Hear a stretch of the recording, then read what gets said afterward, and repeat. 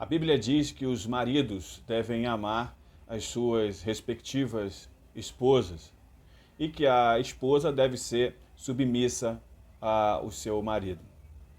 O amor de dar a vida pelo cônjuge é do homem. Ele deve trabalhar e sempre colocar a sua esposa e seus filhos à frente dele, quando o assunto é de providência, de cuidado. Mas, mesmo assim, quem diz que a mulher não tem a obrigação de amar o seu marido, ou que a Bíblia não orienta sobre essa realidade, está extremamente equivocado. E eu quero aqui dar alguns pontos para você que transformam essa afirmação numa afirmação equivocada, onde as pessoas dizem: não, a Bíblia manda o homem amar a mulher, mas não manda a mulher amar o seu marido. Não orienta a mulher a amar o seu marido. Bem, o ponto 1 é o seguinte: a Bíblia orienta a amarmos uns aos outros. Você imagina se esse mandamento não envolvesse a esposa amar o seu marido? Se esse pensamento não envolvesse a esposa em relação ao seu esposo, como seria esse mandamento? Não faz o menor sentido. Em segundo lugar, a Bíblia ela apresenta vários gestos de amor de mulheres pelos seus respectivos maridos. Você tem o caso de Sara em relação a Abraão, você tem o caso de Lia em relação a Jacó, Rebeca em relação a Isaac, e um especial, que eu quero até citar um pouco da história, que é Abigail. Abigail era casada com um homem chamado Nabal, extremamente inconsequente. Ele tem um tratamento extremamente incomum e impróprio em relação a Davi e ao seu exército, aos que o acompanhavam.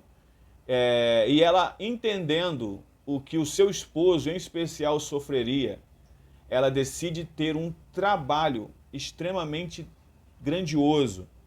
E, no final das contas, ela ainda é honrada por Deus e honrada por Davi, tornando-se uma das suas esposas. Abigail trabalha a fim de defender, proteger a sua casa e o seu marido. E o interessante aqui é citar que Nabal não era um bom esposo. Nabal não era um marido exemplar. Mas, mesmo assim, Abigail se entrega completamente aos afazeres numa época em que ela talvez fosse melhor que Nabal morresse e ela fosse levada como concubina de Davi ou até uma escrava de Davi, né? Mas ela preferiu ali fazer de tudo para manter a vida do seu marido e a sua casa. Então, são gestos de amor. O livro de Cântico dos Cânticos, ele narra a dama da história, a mulher da história, dizendo o seguinte: eu sou do meu amado e o meu amado é meu. A grosso modo, o que ela está dizendo é o seguinte: ele é alvo de todo o meu amor, assim como eu sou alvo do amor dele. Automaticamente aqui existe amor envolvido nessa história. Em quarto ponto, eu quero destacar o que o livro de Tito diz. Tito capítulo 2, versículo 3 e versículo 4. Lá diz que as mulheres idosas deveriam ensinar as mulheres mais novas a amarem os seus maridos. Em quinto ponto, mulheres abrem mão de muitas coisas por seus filhos e por seu marido, assim como o marido abre mão de muitas coisas por causa da sua esposa. Isso também é sinônimo de amor. A mulher, ela muitas vezes no relacionamento ela se anula pelos filhos e pelo marido. Isso são provas de amor também. E em sexto lugar, o esposo amar a esposa e a esposa não amar o seu marido é completamente contraditório à visão da Bíblia. Porque, biblicamente falando, o amor é descrito como um sentimento correspondido. Basta você ler 1 Coríntios capítulo 7. Os dois devem dar um ao outro a devida paga. Ali não está falando apenas sobre o relacionamento sexual, mas está falando sobre o relacionamento a dois. Eles devem dar a devida paga um ao outro. E qual é a devida paga de quem ama, já que o homem deve amar a mulher como Cristo amou a igreja? A devida paga é amor. Ou existe algum preço maior ou equivalente ao amor, a não ser apenas ele?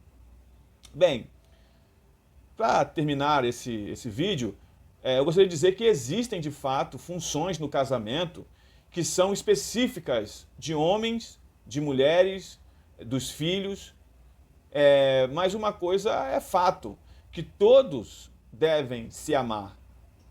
E esta é a função de todos.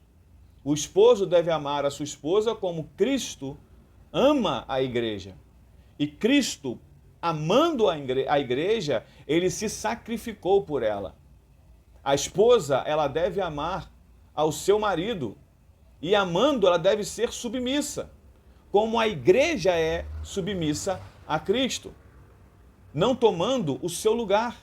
Assim como a igreja não toma o lugar de Cristo, a esposa, por amar o seu esposo, não deveria tomar o lugar dele nas decisões, nos assuntos. Ela não pode tomar o lugar dele. Não há nada mais frustrante para o homem do que ver uma mulher tomando o seu lugar na casa, nos afazeres. Ah, mas se eu não fizer, meu esposo não faz. Você um dia namorou, você um dia noivou, você sabia que ele era assim.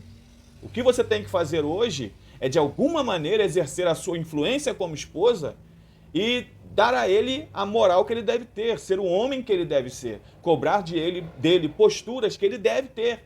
Agora, não tome o lugar dele, porque isso é um mal que não é necessário. Você tomando o lugar dele nas coisas, você vai transformá-lo num acomodado. E, por incrível que pareça, esse será o alvo das suas reclamações. O seu esposo não fazer nada, porque você faz tudo. Então, não faça isso. Ame ele. Seja submissa a ele no sentido de não tomar o lugar dele no que tange a ser o lugar dele na sua casa. Não faça isso, porque quando você toma de assalto os assuntos que competem a ele resolver, você não está sendo submissa a ele. Você não está cumprindo a palavra. Os filhos, eles devem amar os seus pais. E amar os seus pais significa honrá-los, respeitá-los, valorizá-los, ajudar os seus pais, inclusive na velhice. Não é abandonar os seus pais no momento em que eles mais precisam de você. Demonstre cuidado, porque isso, no mínimo, é gratidão por tudo que você é, por tudo que você se tornou, por todo o tempo dedicado a você, por todos os trabalhos feitos para você, por tudo que seus pais abriram e abrem mão por você. Valorizá-los e honrá-los é o mínimo que você pode fazer. E é um gesto de gratidão que você tem por eles também. E os pais devem amar os seus filhos. E amando os seus filhos, eles devem procurar não incitar a ira neles. Amar é um dever de todos, por todos, no casamento. O homem deve amar a mulher deve amar o seu esposo, os pais devem amar os seus filhos, e os filhos devem amar os seus pais, para se cumpra os mandamentos de Deus, como Gálatas está escrito, no capítulo 5, versículo 14. Toda a lei se cumpre em uma só palavra: ama ao teu próximo como a ti mesmo. Não se engane. A tua esposa, o teu esposo, os teus filhos e os teus pais também são o seu próximo. Deus abençoe você, se inscreva no canal, faça esse favor pra gente aí. Vamos divulgar esse vídeo para que mais pessoas se inscrevam e participem desse canal. Deus abençoe você, fique com Deus.